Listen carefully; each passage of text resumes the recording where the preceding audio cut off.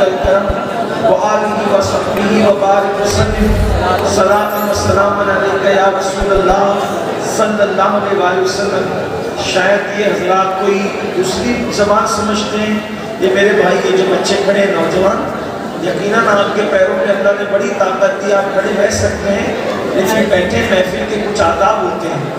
ادھر والے میرے نوجوان بھی سب بیٹھے ہیں، بیٹھ جاؤ بیٹا، اللہ آپ کا رحم فرمائے، اللہ کو برکتیں دے آپ سب کو۔ اب ایک مرتبہ سب عاشقوں کی طرح جھوم جھوم کر درود شریف پڑھنے بات آگے بڑھیں۔ اللہم صلی علی سیدنا و مولانا محمد ماجد الجود والکرم وآلہ الکرام وابنہ الکریم و امتہ کریمہ یا اکرم الاکرمین وبارک وسلم۔ صلاۃ و سلام علیک یا جد الحسن والحسین۔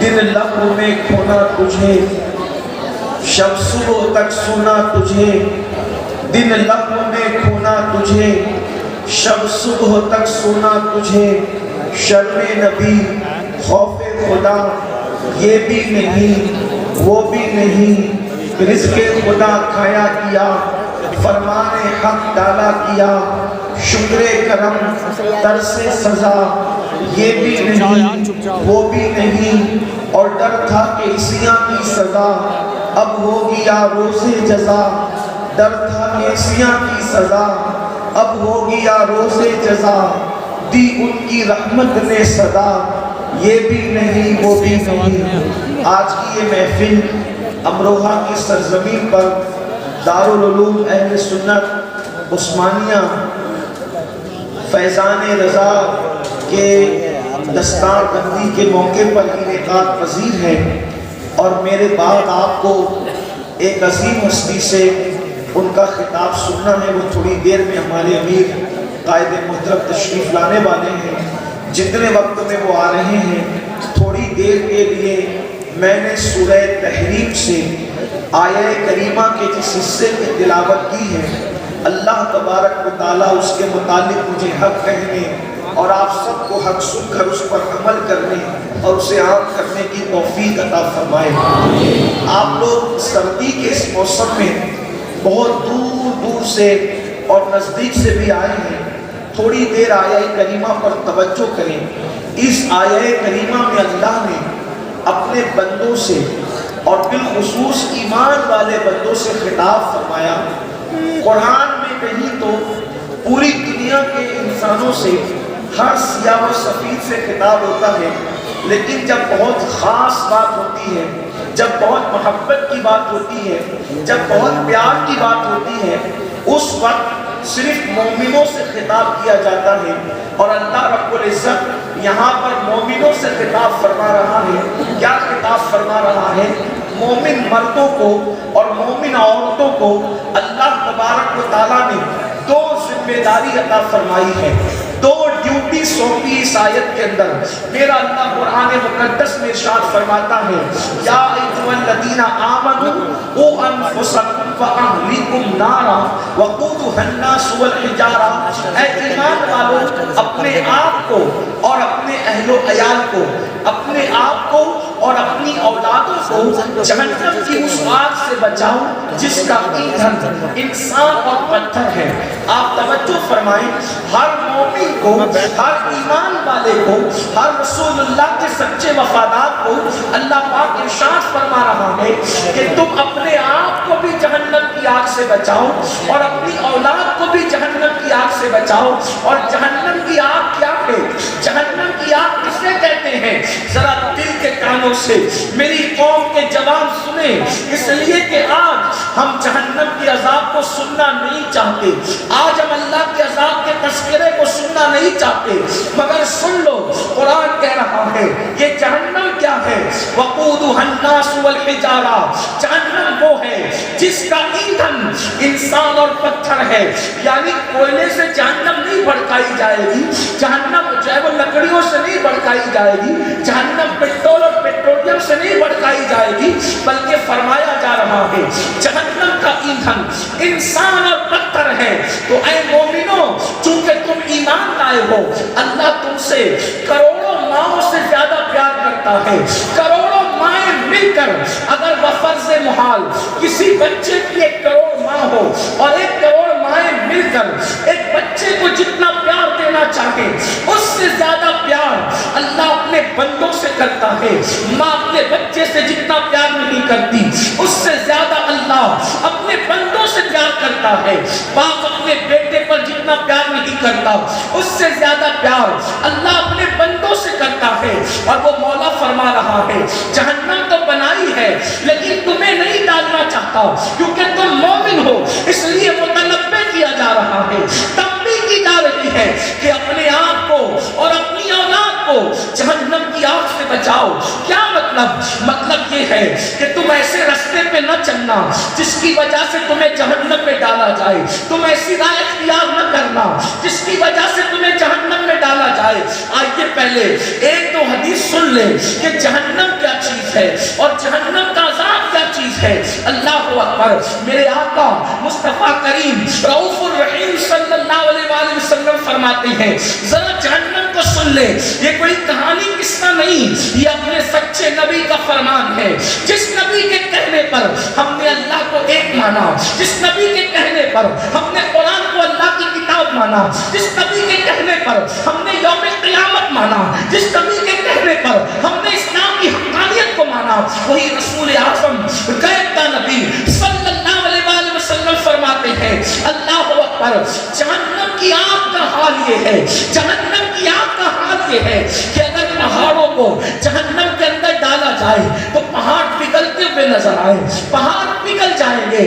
میں آپ سے پوچھنا چاہتا ہوں اے میرے آقا علیہ السلام کے غلاموں اور سیدہ فاطمہ کی کنیزیں, خواتین اسلام بھی موجود ہیں, میں اپنی بہنوں سے پوچھنا چاہتا ہوں مجھے بتائے کہاں اپنا کمزور سا جسم جو مکھی اور مچھر کے ڈنک سے بھی بے چین ہو جاتا ہے. اللہ اکبر. اپنے جسم کی کمزوری کا عالم یہ ہے اگر مچھر ڈنک مارے تو ہم بے چین ہو جاتے ہیں, مکھی چلے تو بے قرار ہو جاتے ہیں, چوہے اور چھپکلی کو دیکھ کر کے ہمیں ڈر لگتا ہے, چھوٹا سا کیڑا کاٹ لے تو ہم دن بھر بے چینی کے ساتھ گزارتے نظر آتے ہیں.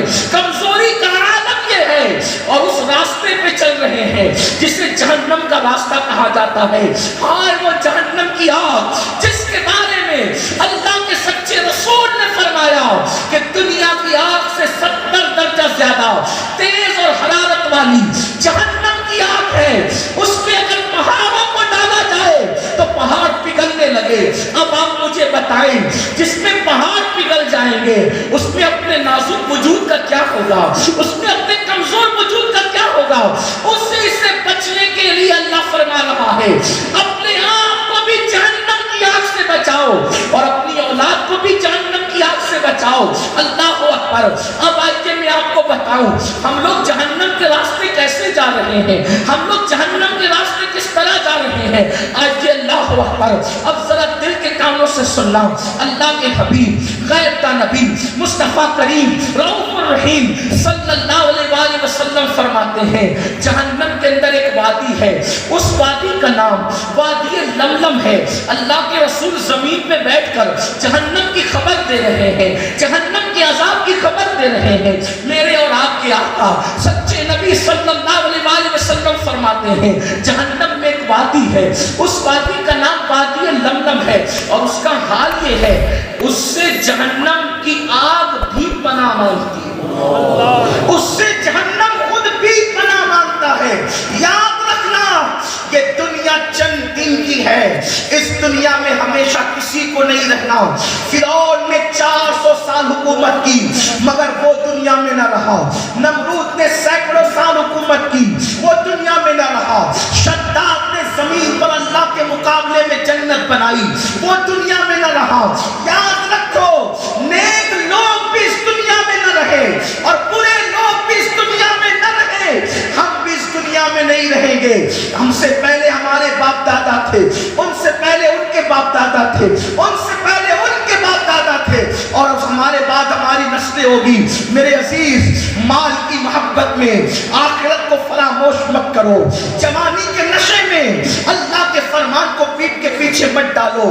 آخر موت ہے موت. روح کا رشتہ جسم سے ایک دن ٹوٹ جائے گا اور اللہ کی अदालत में तुम्हें और हम सबको खड़े होना होगा।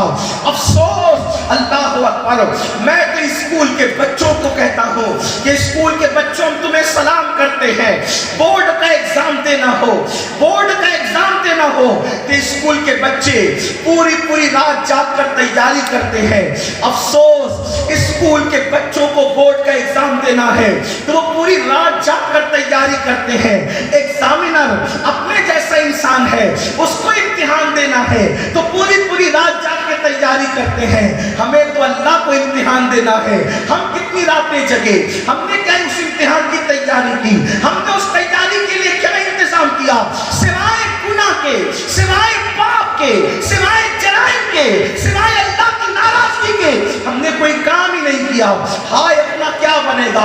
आओ आओ सुनो, अल्लाह के सच्चे नबी, गैर का नबी, हम सबके आका व मौला मुस्तफा करीम रऊफुर रहीम सल्लल्लाहु अलैहि वसल्लम फरमाते हैं, जहन्नम में एक वादी है जिसका नाम वादी लमलम है, उससे जहन्नम भी पनाह मांगता है, जहन्नम की आग भी उससे पनाह मांगती है। सहाबा ने पूछा, या रसूल अल्लाह, जहन्नम का वो हिस्सा जिसे लमलम कहते हैं उसमें कौन जाएगा, किसको दाखिल किया जाएगा? तो मेरे आका ने इरशाद फरमाया, जो जानबूझकर दुनिया में नमाज छोड़ते थे उनको वादी लमलम में दाखिल किया जाएगा। और वादी लमलम का हाल क्या है? अल्लाह के हबीब कहता नबी सल्लल्लाहु अलैहि वसल्लम फरमाते हैं, उसमें ऊंटों की तरह, जैसे ऊंट मोटे मोटे होते हैं, पुख्ती ऊंट, अरब में पुख्ती ऊंट बहुत मोटे हुआ करते थे। मेरे आका ने सच्चे नबी ने फरमाया, पुख्ती ऊंटों की तरह जहन्नम के अंदर मोटे मोटे बिच्छू हैं और उनके डंक का हाल ये है, एक मर्तबा वो किसी को डस दे तो 70 साल तक के जहर उसके जिस्म में घूमता रहेगा। जब वो जहन्नम का बिच्छू अल्लाह अकबर नमाज तर्क करने की वजह से, नमाज छोड़ने की वजह से बेनमाजी को डसेगा तो उसका गोश्त तो झड़ जाएगा, उसकी हड्डियां टुकड़े टुकड़े हो जाएगी।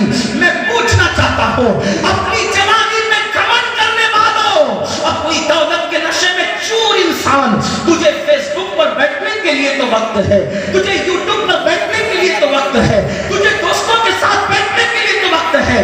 मुझे बताओ, नमाज के लिए वक्त कब निकालोगे? जब भी किसी जलसे में जाते हो, मौलवी साहब तकरीर करते हैं नमाज पर, सोचते इस जुमा से नमाज पढ़ेंगे, इस जुमा से नमाज पढ़ेंगे, इस जुमा से नमाज पढ़ेंगे, लेकिन अफसोस कोई वो जुमा ना आया जिस दिन से हमने नमाज शुरू की। कल से पढ़ेंगे, कल से पढ़ेंगे।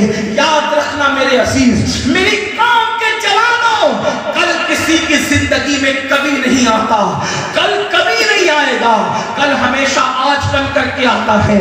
कल से नमाज नहीं, आज से पढ़ेंगे, अभी से पढ़ेंगे, इसी वक्त से पढ़ेंगे।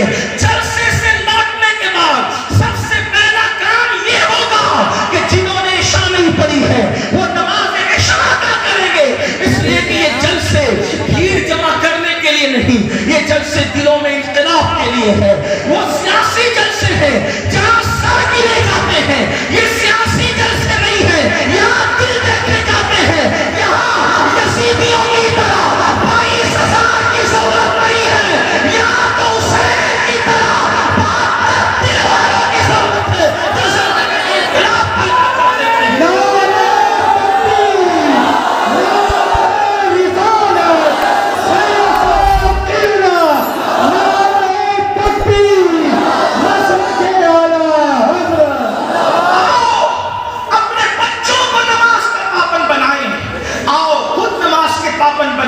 अल्लाह अकबर। मेरे और आपके आका नबी सल्लल्लाहु अलैहि वसल्लम इरशाद फरमाते हैं, जहन्नम के अंदर एक वादी है, वादी लमलम का जिक्र तो आपने सुना।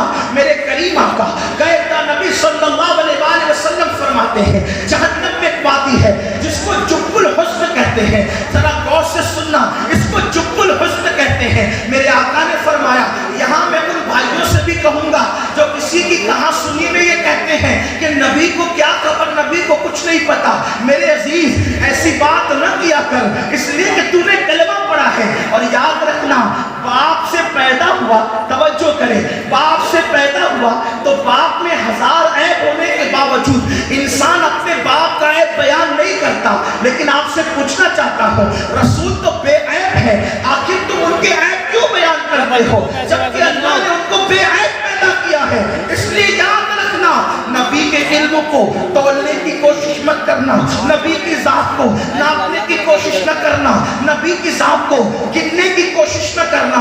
وہ ذات ایسی ذات ہے جنہوں نے انہیں دیکھا ہے، دیکھنے والے کہتے ہیں، دیکھنے والے کہتے ہیں حسان بن ثابت کی شکل میں وَأَحْسَنُ مِنْكَ لَمْ تَرَ قَطُّ عَيْنِي وَأَجْمَلُ مِنْكَ لَمْ تَلِدِ النِّسَاءُ خُلِقْتَ مُبَرَّأً مِنْ كُلِّ عَيْبٍ كَأَنَّكَ قَدْ خُلِقْتَ كَمَا تَشَاءُ۔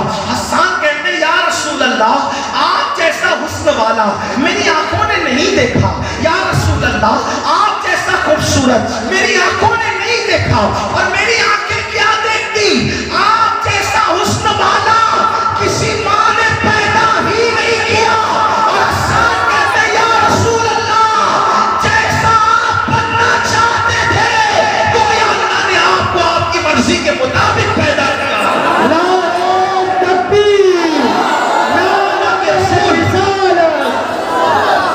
اللہ کے رسول بیٹھ کے سنو بھیا، بیٹھ کے سنو۔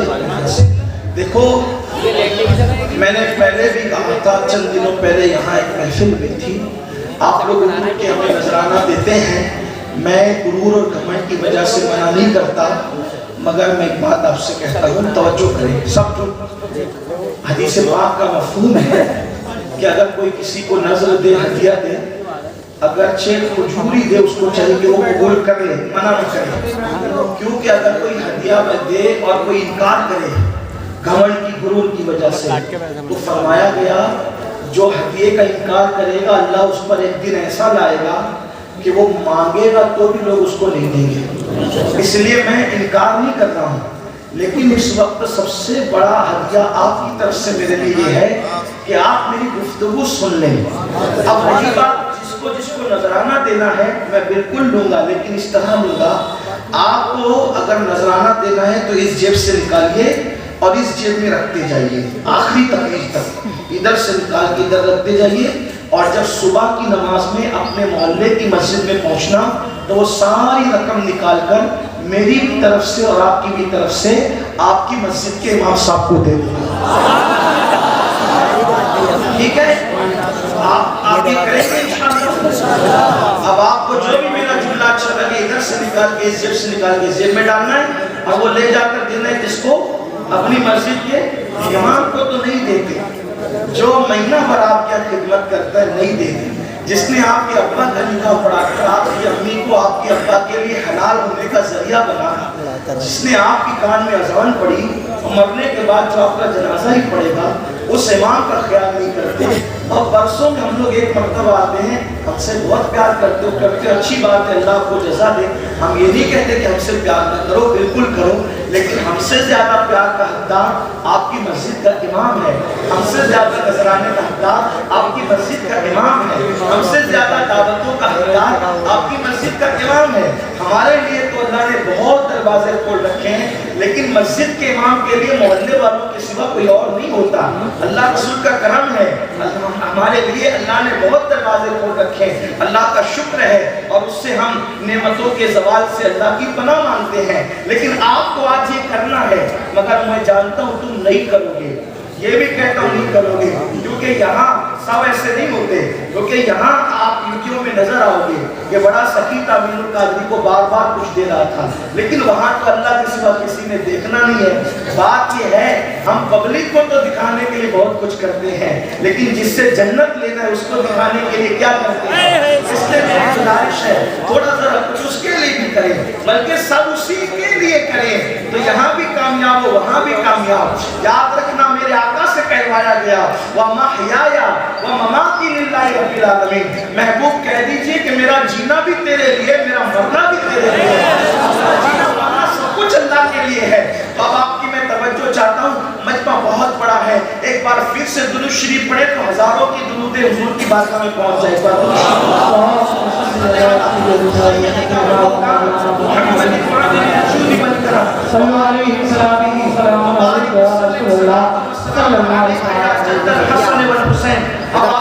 جو میری طرف رہے گی اس لیے کہ میرے بعد ہمارے امیر جو آپ آج کے خصوصی خطیب ہے وہ آئیں گے تو میں گفتگو فوراً ختم کر دوں گا، اس لیے میں جلدی اپنی بات مکمل کرنا چاہتا ہوں۔ دیے گئے عناوین کو، دیے گئے مضامین کو جلدی سے پورا کرنے کی سعادت حاصل کرنا چاہتا ہوں۔ تو میں عرض کیا کر رہا تھا، اللہ کے حبیب غیب کا نبی صلی اللہ علیہ وآلہ وسلم جن کو اللہ نے اللہ اکبر جتنا چاہا علم عطا کیا، علم ما کانا وما یکون عطا کیا، انہیں غیب کی خبریں عطا کی، اللہ رب العزت نے انہیں جنت کی خبریں عطا کی، اللہ نے انہیں جہنم کی خبریں عطا کی، انہوں نے جہنم کو دیکھا بھی ہے، جہنم کا مشاہدہ بھی کیا ہے، جنت کی سیر بھی کئی مرتبہ کی ہے، اللہ اکبر۔ تو میرے آقا اور آپ کے آقا سچے نبی صلی اللہ علیہ وآلہ وسلم فرماتے ہیں جہنم میں ایک وادی ہے، اس وادی کو جب الحزن کہتے ہیں۔ یہ جب الحزن کیا ہے؟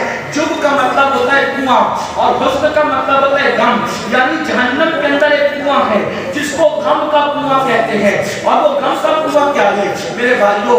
میں کوئی کہانی قصہ آپ کے سامنے نہیں بلکہ اپنے نبی کا فرمان پڑھ رہا ہوں جس کو فقیہ اللہ سمرقندی نے لکھا، جس کو صحابہ نے بیان کیا، صحابہ نے اپنے کانوں سے سن کے بیان کیا۔ اگر اپنے آپ سے محبت ہے، اپنے آپ سے پیار ہے تو یہ روایت آپ دل پہ لکھیں گے۔ میرے آقا فرماتے ہیں وہ جب الحسن جو ہے اس کے اندر بچھو ہے، اور وہ بچھوؤں کا عالم یہ ہے اللہ اکبر، ان کا حال یہ ہے کہ ان کے ایک منہ کے اندر 70 ڈنک ہے، 70 ڈنک، اور ہر ڈنک کے اندر ایک زہر کی تھیلی ہے۔ جب وہ بے نمازی کو ڈنک ماریں گے، جب وہ بے نمازی کو ڈسیں گے تو میرے سچے نبی فرماتے ہیں 1000 سال تک وہ زہر اس کے جسم کے اندر گھومتا رہے گا، اس کو تڑپاتا رہے گا۔ آپ مجھے بتائیں نا، اگر کھیت کا بچھو جو انگوٹھے کے برابر ہوتا ہے، کھیت کا بچھو انگوٹھے سے بڑا نہیں ہوتا، کھیت کا بچھو اگر ہمیں ڈس لے تو جلن کا حال کیا ہوتا ہے؟ اللہ کسی پر وہ دل نہ لائے کہ کسی کو بچھو ڈنک مارے، مگر اللہ اکبر، اللہ کھیت کا بچھو اگر ڈنک مار دے تو انسان تڑپتا ہے، انسان بلکتا ہے۔ میرے بھائیو، اپنے نبی سچے نبی نے فرمایا کہ نماز چھوڑنے کی وجہ سے اللہ جب الحسن کے اندر، اس غم کے کنویں کے اندر، اس جہنم کی آگ کے اندر ایسا بچھو ڈسے گا۔ پہلے تو آگ ہے آگ، اللہ اکبر۔ اگر ہمیں گرم پانی کی سزا سنائی جاتی، اگر ہمیں گرم پانی کی سزا سنائی جاتی تو وہ بھی ہمارے لیے کم نہ تھا۔ اپنے گیزر میں گرم کیا ہوا پانی اگر غلطی سے بدن پہ ڈال دے تو کتنی تکلیف ہوتی ہے؟ زیادہ گرم پانی۔ دنیا کے گرم پانی کا یہ حال ہے تو جہنم کی آگ کا حال کیا ہوگا؟ اور پھر اس کے اندر بچھوؤں کا ڈنک مارنا، پھر وہ بھی ایک بچھو کے منہ میں 70 ڈنک، اس میں زہر کی تھیلی، اور 1000 سال تک کے تڑپنا۔ بتاؤ آخر ایک وقت کی نماز کے لیے 10 منٹ سے زیادہ کا ٹائم تو نہیں لگتا، پھر کیوں وقت نہیں نکالتے؟ نرم گدوں پر نماز فجر ترک کرنے والوں، اللہ اکبر، ایک دن میں 3 4 مرتبہ پیٹ بھر کے کھانا کھانے والوں، کبھی سوچا کون کھلانا یہ 4 بار ایک دن میں؟ کون کھلانا یہ ایک دن میں 3 مرتبہ؟ یاد رکھنا، اپنے باپ نے ہمیں نہیں کھلایا، ہماری امی نے ہمیں نہیں کھلایا، ہم نے خود نہیں کھایا، وہ رزاق ہے، رزاق جو ہمیں کھلاتا ہے۔ ورنہ آپ یہ نہ سمجھیں کہ میری دولت کے بل پہ میں کھاتا ہوں۔ یاد رکھو، اگر دولت کے بل پہ انسان کھاتا ہے تو میں نے کروڑ پتی لوگوں کو صرف دال روٹی کھاتے دیکھا۔ پوچھا بھائی جان دال روٹی کیوں کھا رہے ہو کروڑ پتی ہونے کے بعد؟ تو کہا مولانا ڈاکٹر نے پرہیز کرنے کے لیے کہا اور اس لیے میں دال روٹی پہ اکتفا کر رہا ہوں۔ میں نے کہا میرے اللہ کی شان ہے، اگر وہ کسی غریب کو قیمتی غذائیں کھلانا چاہے تو وہ کھلاتا ہے، اور کسی کروڑ پتی کو جس کا بینک بیلنس اربوں خربوں میں ہو اگر اس کو نہ کھلانا چاہے تو ڈاکٹر کا بہانہ بنا کر انسان دال روٹی کھاتا نظر آتا ہے۔ تو اب یاد رکھنا، دولت کے بل پر اچھے کھانے نہیں کھاتے بلکہ خدا کے فضل سے اچھے کھانے کھاتے ہو۔ اب مجھے بتاؤ، اللہ اکبر، جو خدا اچھا پہنا رہا ہے، جو اچھا کھلا رہا ہے، جو سکون کی نیند دے رہا ہے، معلوم ہے تمہیں اللہ اکبر کروڑوں روپے خرچ کر کے بھی تم سکون کی نیند نہیں خرید سکتے۔ اگر دولت کو سب کچھ سمجھتے ہو، اپنے بازو کی کمائی کو سب کچھ سمجھتے ہو تو سن لو، دولت کے بل बलबूते पर नरम गद्दे तो खरीद सकते हो, दौलत के बलबूते पर सुकून की नींद नहीं खरीद सकते। जा करके देखो बड़े बड़े लीडरों की जिंदगी, बड़े बड़े करोड़पतियों की जिंदगी, नींद की 4-4 गोलियां खाते हैं, फिर भी उनको सुकून की नींद नहीं आती। 4-4 बॉडीगार्ड सराहने और पैताने खड़े रहते हैं, फिर भी उनको सुकून की नींद नहीं आती। मैं पूछना चाहता हूं, अल्लाह की नेमतों को झुटलाने वालों, फबिअय्यि आलाइ रब्बिकुमा तुकज़्ज़िबान, ऐ जिन्न और इंस, अल्लाह की कौन कौन सी नेमत को झुटलाओगे? दौलत तो सब कुछ समझने वालों, अगर वो तुम्हें पूरी दुनिया की दौलत देकर सुकून की नींद छीन ले, तो वो कौन है जो तुम्हें सुकून की नींद सुला सकता है? लोग करवटें बदलते हैं, रात को तारे गिनते हैं, लोग आकर के शिकायतें करते हैं, मौलाना तावीज दे दो, सब कुछ है मगर सुकून नहीं है। मौलाना कुछ पढ़ के दे दो, सब कुछ है मगर सुकून नहीं है। इसीलिए मैं कहता हूँ, किसी ने कहा था, सो जाते हैं फुटपाथ पे अखबार बिछा के, सो जाते हैं फुटपाथ पे अखबार बिछा के, मजदूर कभी नींद की गोली नहीं खाते।